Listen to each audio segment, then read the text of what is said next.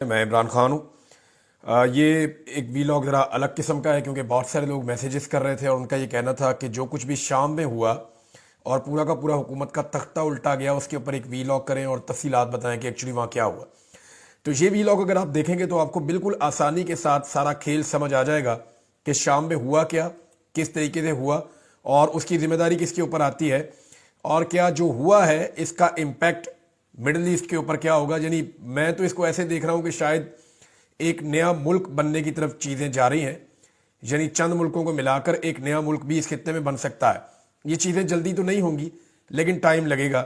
آپ سب سے پہلے یہاں پہ ایک میرے پاس میپ ہے مڈل ایسٹ کا، اس میپ کو اگر آپ دیکھیں، اور یہ دیکھنا بڑا ضروری ہے تاکہ آپ سمجھ لیں کہ یہاں پہ ہوا کیا ہے۔ اگر آپ مڈل ایسٹ کا ایک میپ دیکھیں تو آپ کو یہ سبز رنگ کا سیریا نظر آ رہا ہے۔ سیریا شام کو کہتے ہیں، انگریزی میں اس کا نام سیریا ہے، اور اس کے ساتھ آپ کو پیلے رنگ کا جو ہے وہ عراق نظر آ رہا ہے، اور اس سے پچھلی طرف جو ہے وہ ایران ہے۔ اوپر کی جانب جو پنک کلر کا آپ کو نظر آ رہا ہے گلابی رنگ میں، یہ ترکی ہے، اور جو نیچے والا گلابی رنگ ہے یہ جارڈن ہے، جس کو اردن کہتے ہیں آپ۔ یہ کافی بڑا ملک ہے، اور اس کے نیچے جو سبز ایریا ہے بہت بڑا، یہ جناب مصر ہے، اور مصر کے سامنے سمندر کی دوسری طرف سعودی عرب ہے اورنج کلر کا۔ تو یہ اس نقشے کو ایک دفعہ آپ اپنے ذہن میں رکھیں۔ بیچ میں سیریا ہے، اور براؤن کلر کا بالکل چھوٹا سا ایک ملک لبنان ہے، اور جو یلو ایریا آپ کو نظر آ رہا ہے جس کے ساتھ کچھ گرے ایریا لگا ہوا ہے، یہ وہ ٹیریٹری ہے فلسطین اور اسرائیل کا علاقہ، جہاں پہ ایکچولی لڑائی لگی ہوئی ہے، اور اس کو لے کر ایک ڈسٹربنس اس پورے ریجن کے اندر رہتی ہے۔ اب شام کے اندر ایسا کیا ہوا کہ ایک دم تختہ الٹا گیا؟ یہاں پہ جو ہے وہ بشار الاسد کی حکومت تھی، اور 24 سال تک وہ حکمران رہا ہے شام کا۔ اس سے پہلے اس کا والد جو ہے وہ بھی ایک لمبے عرصے تک، لگ بھگ 25-26 سال تک اس کا والد بھی یہاں کا حکمران رہا شام کا، اور انہوں نے وہاں پہ بڑی زبردست قسم کی حکومت کی ہے۔ 1970-71 کی بات ہے، ذرا تھوڑا سا میں آپ کو بتاؤں کہ یہ جو اب لڑائی ہوئی ہے نا، یہ 27 نومبر کو شروع ہوتی ہے ایک دم، اور 8 دسمبر کو فیصلہ ہو جاتا ہے۔ یعنی ایسا کیسا ہو گیا؟ اتنا بڑا ملک ہے، اتنی بڑی فورسز ہیں، دنیا پوری کا وہاں پہ سٹیک ہے، امریکہ کا وہاں پہ سٹیک ہے، رشیا کا وہاں پہ سٹیک ہے، ایران کا وہاں پہ سٹیک ہے، ترکی کا وہاں پہ سٹیک ہے۔ خود بشار الاسد جو ہے وہ 50 سال تک اس کے خاندان نے حکومت کی ہے۔ یہ کیسے ہو گیا کہ 11 دن کے اندر اندر سارا کچھ تلپٹ ہو گیا؟ یعنی ایک حکومت موجود تھی اور 11 دن کے اندر اندر وہ چھو منتر ہوگی، ختم ہوگی۔ یہ کیسے ہوا؟ یہ چیزیں میں آپ کو بتاتا ہوں، لیکن ذرا تھوڑا سا بیک گراؤنڈ آپ دیکھ لیں۔ یہ 1970-71 کی بات ہے۔ اس وقت ایک وزیر دفاع ہوا کرتا تھا شام کا، جس کا نام تھا حافظ الاسد، جو بشار الاسد کا والد تھا۔ ایکچولی ان کے خاندان کے 3 لوگ ہیں جو مقبول ہوئے ہیں۔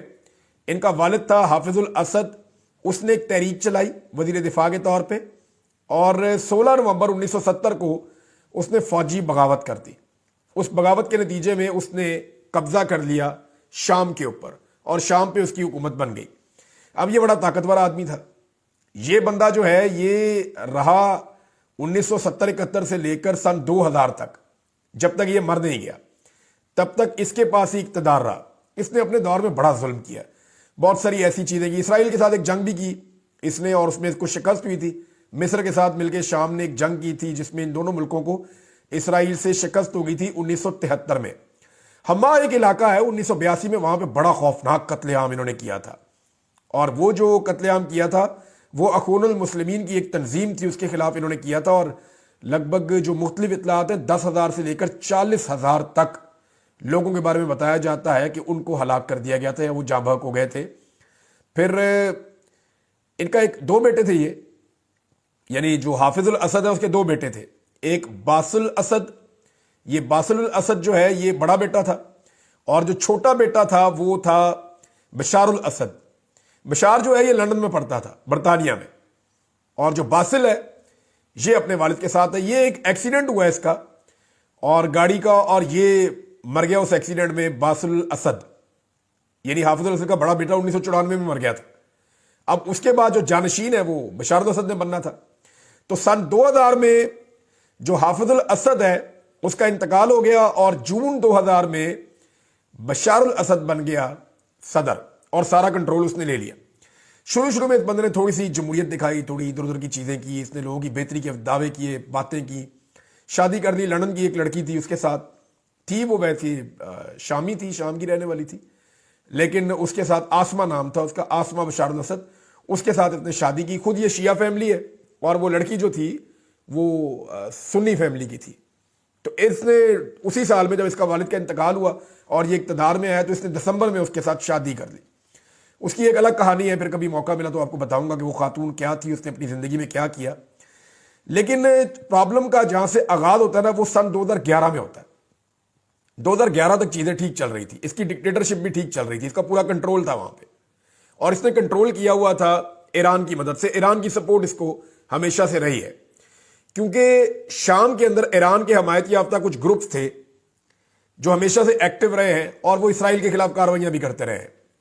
یعنی آپ شام کے اندر جو ایک بہت بڑی سپورٹ ہے وہ حماس کی تھی اور حزب اللہ کی تھی, تو یہ ایران کو وہاں پہ ہمیشہ سے شام میں, لبنان میں, ایران میں اپنے کچھ نہ کچھ اس نے اپنے ایلیمنٹ ہمیشہ سے رکھے تھے.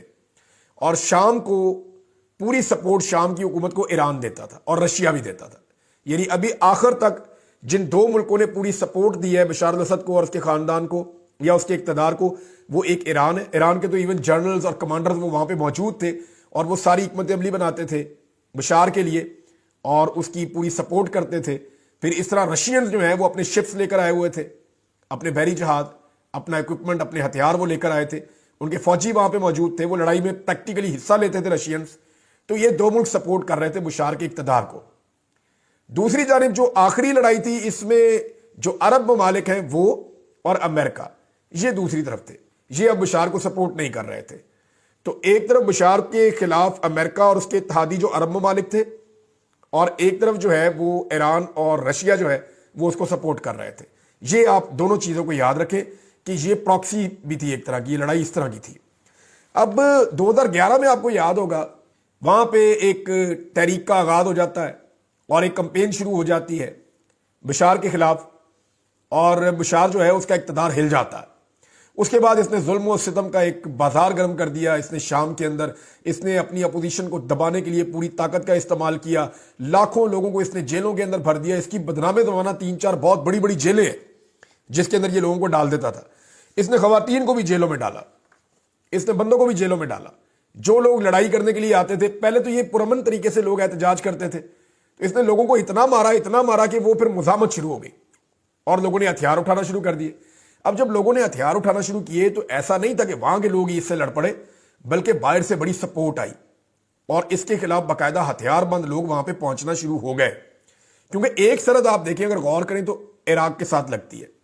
یہ ایک سرحد اگر آپ دیکھ رہے ہیں تو یہ عراق کے ساتھ لگتی ہے, اور یہ بہت بڑی سرحد ہے جو عراق کے ساتھ لگتی ہے.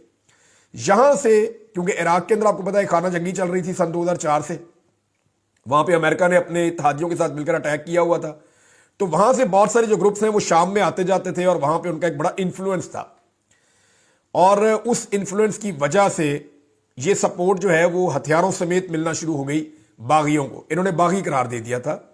جو بھی بشار کی حکومت کے خلاف جاتا تھا اس کو باغی کہتے تھے کہ یہ ریبلز ہیں, یہ باغی ہیں, یہ ہمارے خلاف جا رہے ہیں, ہمارے اوپر اٹیک کر رہے ہیں, یہ ہمارے ساتھ زیادتی کر رہے ہیں, جمہوریت کے دشمن ایسا قرار دیا جاتا تھا, حالانکہ وہ خود ایک بہت بڑا ڈکٹیٹر تھا. اس کے بارے میں مختلف رپورٹیں ہیں. ایمنسٹی انٹرنیشنل کی رپورٹ کے مطابق یہ چند سالوں کا ریکارڈ ہے, اور یہ ریکارڈ اگر آپ دیکھیں گے تو آپ کے رونگٹے کھڑے ہو جائیں گے, آپ ہل جائیں گے کہ کیا اتنا ظلم ہو سکتا ہے. ایمنسٹی انٹرنیشنل کی رپورٹ کے مطابق 2011 سے 2015 کے درمیان 13,000 سے زائد لوگوں کو ایک جیل کے اندر لٹکا دیا گیا. اور کچھ رپورٹیں ایسا کہتی ہیں, لیکن مجھے یہ ایگزیچریٹڈ فگر لگتا ہے کہ لگ بھگ 1 لاکھ کے قریب لوگوں کو بشار نے قتل کروایا ہے. اور جتنے بھی دنگے فساد ہوئے اس کے بعد شام کے اندر, کیونکہ جو مزاحمت تھی پہلے پولیٹیکل تھی, پھر وہ شروع ہو گئی ہتھیاروں کے ساتھ, باہر سے ان کو سپورٹ آنا شروع ہو گئی, پھر رشیا اور امریکہ کی پراکسی وار وہاں پہ شروع ہو گئی. رشیا کو سپورٹ کر رہا تھا ایران, امریکہ کو سپورٹ کر رہے تھے خاموشی کے ساتھ کچھ عرب ممالک, لیکن خاموشی کے ساتھ, یعنی ہتھیار دے دیے, پیسہ دے دیا, اس طرح سے وہاں سپورٹ ہو رہی تھی.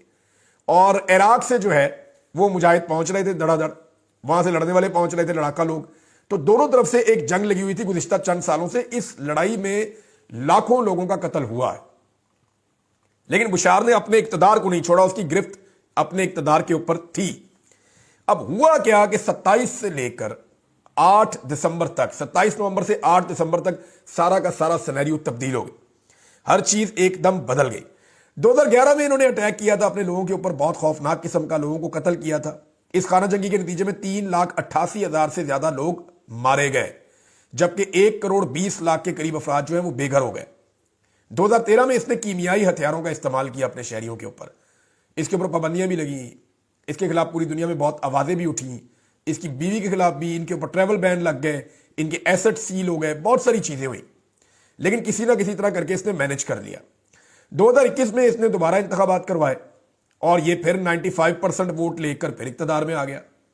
यानी ये इंतखाबात जैसे करवाता था जैसे डिक्टेटर करवाते हैं, आपको पता है। तो एक्चुअली ये एक डिक्टेटर था, 50 साल तक इसका खानदान रहा। इन 50 सालों में शाम ने इतनी कीमत चुकाई है कि लाखों लाशें शाम में दफन है, जो इस इक्तदार के नतीजे में, यानी इन्होंने अपने इक्तदार को बरकरार रखने के लिए बाप ने और फिर बाद में बेटे ने लाखों लोगों का कत्लेआम होने दिया। और वहां पे अगर जमहूरियत होती, इंतखाबात होते, तो बहुत सारी हुकूमतें तब्दील होती और इतने लोग ना मारे जाते। बहरहाल 2022-23 में कुछ अरब ममालिक ने थोड़े बहुत ताल्लुकात बहाल किए थे बुशार के साथ, क्योंकि बुशार जो है वो उसके ताल्लुकात ईरान के साथ बेहतर थे, तो फिर इस वजह से अरब ममालिक के साथ अच्छे नहीं है। लेकिन हैरत की बात यह है कि अचानक से ईरान भी चला गया और रशिया भी चला गया। अगर आप गौर करें ना, तो डोनाल्ड ट्रंप के अच्छे ताल्लुकात हैं पुतिन के साथ, ये इल्जामात भी लगते हैं डोनाल्ड ट्रंप पे।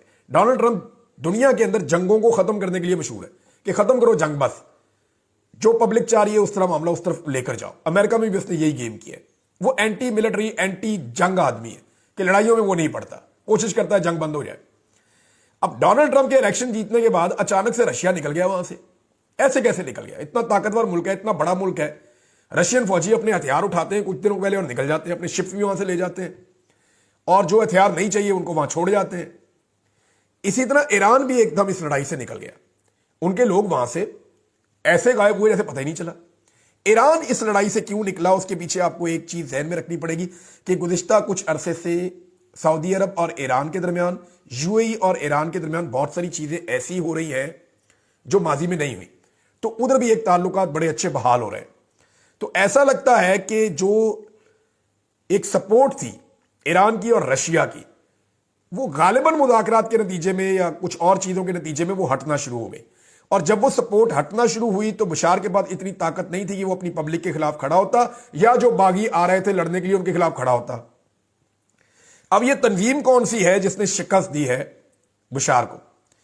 ये जो तंजीम है इसका नाम है हैतुल तहरीर उल शाम, ये इसका नाम है जनाब। ये जनवरी 2017 में ये बनी थी और बहुत बड़ी बड़ी जो सुन्नी मुसलमानों की जहादी तंजीमें थी या लड़ाका तंजीमें थी, ये उनका मिलाप हुआ था।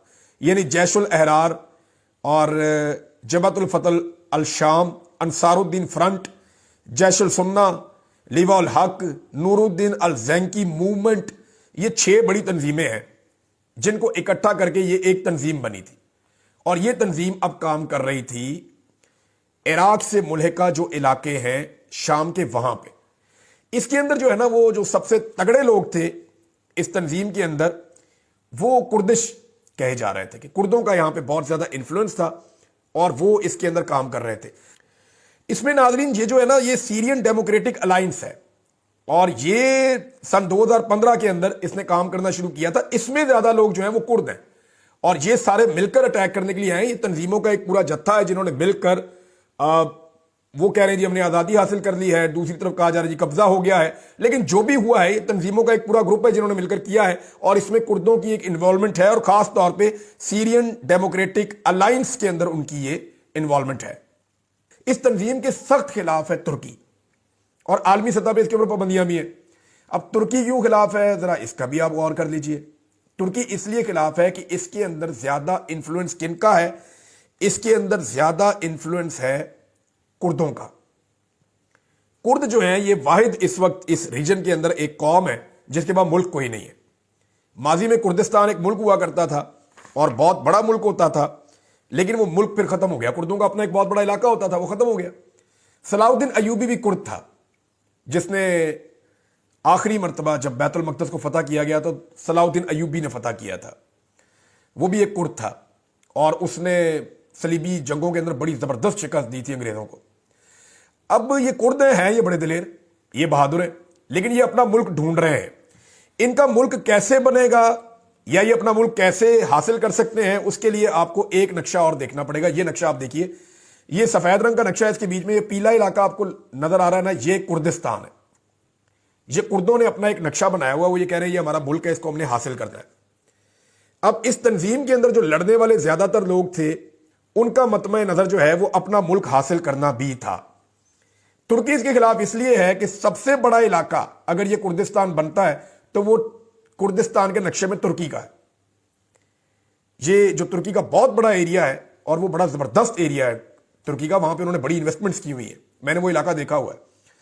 وہ جو ہے وہ کردستان کا حصہ کہا جاتا ہے، وہ کہتے ہیں یہ ہمارا حصہ ہے، تو ترکی ان کو نہیں مانتا. اچھا، ایران کا بھی ایک بڑا حصہ ہے جو کرد کہتے ہیں یہ بھی ہمارا ہے بیچ میں.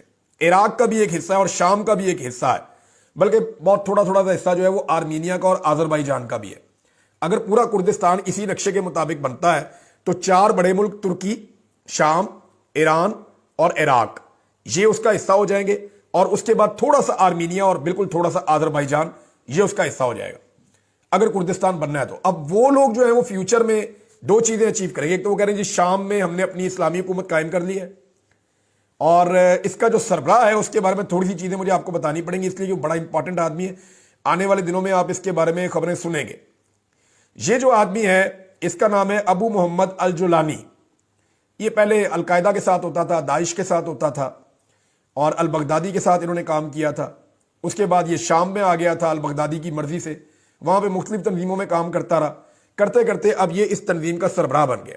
یہ 5 سال امریکہ کی قید میں بھی رہا ہے، اور اب اس کو سپورٹ جو ہے وہ ویسٹرن سپورٹ اس کے ساتھ تھی، رشیا اور ایران کی سپورٹ اس کے ساتھ نہیں تھی.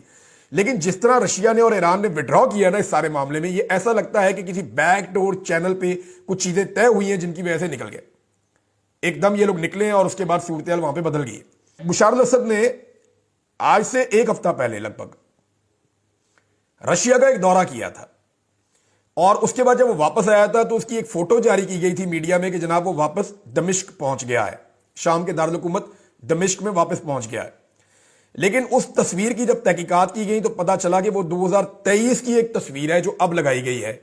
بشار جب سے واپس آیا دمشق میں یا شام میں، تب سے لے کر اب تک اس کی کوئی تصویر موجود نہیں ہے. میں آپ کو پھر بتا رہا ہوں کہ اس بات کا قوی امکان ہے کہ بشار الاسد 1 ہفتہ پہلے روس چلا گیا تھا، اس کی بیوی اور 3 بچے بھی وہیں پہ ہیں. 1 ہفتہ پہلے روس چلا گیا تھا، اس کو اس بات کا پتا تھا کہ رشیا وڈرا کر رہا ہے، اس کو اس بات کا آئیڈیا تھا کہ ایران پیچھے نکل جائے گا، لہٰذا اب شام کو چھوڑ دینا چاہیے، اور وہ شام سے چلا گیا تھا اور کبھی واپس ہی نہیں آیا. اس بات کا بہت امکان ہے. لیکن اگر وہ واپس آیا تو اس کے باوجود اب صورتحال یہ ہے کہ وہ شام سے بھاگ کر رشیا پہنچنے میں پھر کامیاب ہو گیا. اس وقت وہ روس کے اندر موجود ہے اور اس کو روس نے پناہ دی ہوئی ہے. بشار الاسد جو ہے ان کا اقتدار ختم ہو گیا. لگ بھگ 5 دہائیوں کا اقتدار تھا، لیکن وہ باقی نہیں بچا. اس خطے میں اور بہت سارے اقتدار بھی ختم ہوئے، کبھی ان کے اوپر ڈیٹیل سے بات کریں گے. کچھ اہم چیزیں میں آپ کے سامنے رکھ دوں کہ اب ہوگا کیا. ایک تو شام کے اندر اگر الیکشن ہوتے ہیں، وہاں کا جو وزیر اعظم ہے جو شام کا، وہ وہیں پہ موجود ہے. وہ یہ کہہ رہا ہے بھائی اقتدار کی منتقلی کرنا چاہتا ہوں، آپ الیکشن کروا دیں، فری اینڈ فیئر الیکشن ہو جائیں، لوگ جس کو ووٹ دیں اس کی حکومت آ جائے. اگر تو یہ ہو جاتا ہے تو یہ تو شام کے لیے بہت اچھا ہے. لیکن اگر یہ خانہ جنگی لگی رہتی ہے اور زبردستی اقتدار پہ قبضہ کیا جاتا ہے اور الیکشن نہیں کروائے جاتے تو صورتحال بالکل مختلف ہو جائے گی. ابھی تک تو جو لوگ آئے ہیں انہوں نے کہا جی ہم جمہوری طریقے کے ساتھ چلیں گے اور ہم جائیں گے کہ اقتدار منتقل ہو بڑے پرامن طریقے سے. وہ لوگ تو جو ابھی آئے وہ یہ بات کر رہے ہیں کہ وہ صحیح طریقے پہ چلیں گے. لیکن اس میں بہت سارے ایسے لوگ ہیں جو کردستان کا خواب دیکھ رہے ہیں.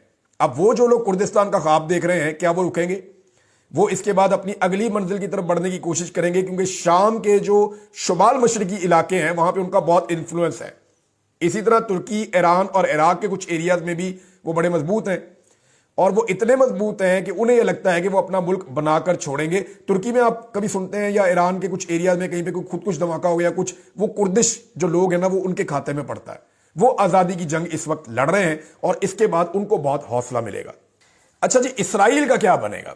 سب لوگ اس کے بارے میں یہ سوچ رہے ہیں. دیکھیں، اسرائیل کی لڑائی حماس اور حزب اللہ کے ساتھ زیادہ تھی. ان دونوں کو ایران سپورٹ کرتا تھا، اور ان کو جو سپورٹ ملتی تھی سرزمین پہ وہ شام سے یا لبنان سے مل جاتی تھی. اب ایران یہاں سے چلا گیا، حزب اللہ اور حماس جو ہے وہ یہاں پہ اتنے مضبوط نہیں رہے، تو اسرائیل کو وقتی طور پہ اس کا فائدہ ہوگا. لیکن اسرائیل کو ایک بات اور یاد رکھنی پڑے گی کہ جو لوگ لڑاکا لوگ عراق کے اندر موجود تھے اور وہاں پہ ان کی بہت طاقت تھی، وہ اب اسرائیل کے بہت قریب آ گئے ہیں۔ سوال یہ پیدا ہوتا ہے کہ جیسے ایران لڑائی کر رہا تھا اسرائیل کے ساتھ، یا اس کے ساتھ اس کی کوئی نہ کوئی ٹک ٹک لگی رہتی تھی، کیا یہ جو اب لوگ آئے ہیں یہ بھی اسرائیل کے ساتھ کوئی لڑائی کریں گے یا معاملات کو کسی اور طرف لے کر جائیں گے؟ فی الحال جو ایران کا ایک خطرہ اسرائیل کے اوپر لٹک رہا تھا اس میں کچھ کمی آئی ہے، یہ بات سب کو تسلیم کرنی پڑے گی۔ لیکن یہ جو نیا ایک خطرہ ہے یہ کس نوعیت کا ہے، اس کو جاننے کے لیے ہمیں ابھی چند دن یا چند مہینے یا کچھ عرصہ میں انتظار کرنا پڑے گا، پھر سمجھ آئے گی کہ یہ نئے لوگ اسرائیل کے ساتھ کیسے ڈیل کرتے ہیں۔ ناظرین، ایک اور چیز بھی ہے، کچھ مناظر آ رہے ہیں سیریا سے، لوگ خوش ہیں، لوگ کہہ رہے ہیں جی ایک ڈکٹیٹر چلا گیا، ہماری جان چھوٹی۔ سیریا ویسے بھی جو ہے شام وہ سنی میجورٹی کا علاقہ ہے، تو لوگ ویسے بھی خوش ہو رہے ہیں۔ دوسرا ایک چیز اور بھی ہے کہ بہت ساری ایسی خواتین ہیں، بہت سارے ایسے لوگ ہیں جو بشار الاسد کی قید میں تھے اور انہوں نے جیلوں کے اندر رکھے ہوئے تھے، بڑا ظلم کیا ان کے اوپر، اور عالمی رپورٹیں بھی اس بارے میں آتی رہی ہیں۔ اب وہ جو لوگ ہیں ان کو رہائی ملی ہے، ان کے مناظر آ رہے ہیں، تو اس وقت تو بڑے جذباتی مناظر نظر آ رہے ہیں، لیکن آنے والے وقت میں کیا ہوگا ہم کچھ کہہ نہیں سکتے۔ اب تک اتنا ہی ناظرین، اپنا خیال رکھیے گا، اپنے چینل کا بھی۔ اللہ حافظ۔